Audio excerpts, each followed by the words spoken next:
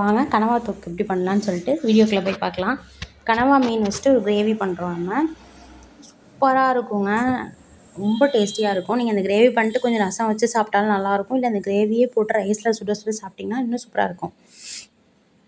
சப்பாத்தி கூட நீங்கள் வந்து தொட்டுக்கலாம். ஃபஸ்ட்டு ஒரு கடாயை வச்சுக்கிட்டு கொஞ்சமாக எண்ணெய் போட்டுக்கோங்க. கொஞ்சம் சோம்பு, கருவேப்பிலை, பச்சை மிளகாய், வெங்காயம், பெரிய வெங்காயம் சின்ன வெங்காயம் நான் கலந்து போட்டிருக்கேன். நீங்கள் பெரிய வெங்காயம் மட்டும் வேணாலும் போட்டுக்கலாம்.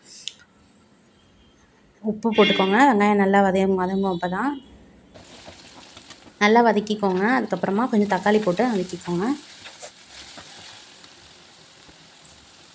கொஞ்சமாக சோம்பு பவுடர் போட்டிருக்கேன் நான் லைட்டாக அந்த ஃப்ளேவருக்காக.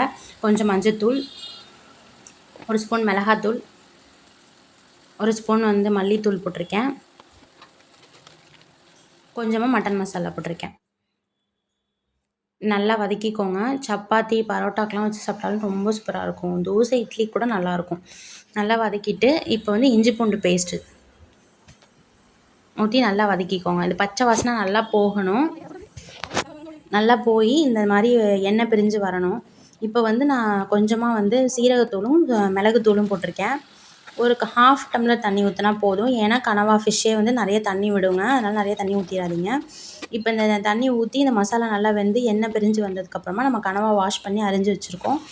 இதை வந்துட்டு அதில் போட்டு அப்படியே கிண்டி விடுங்க.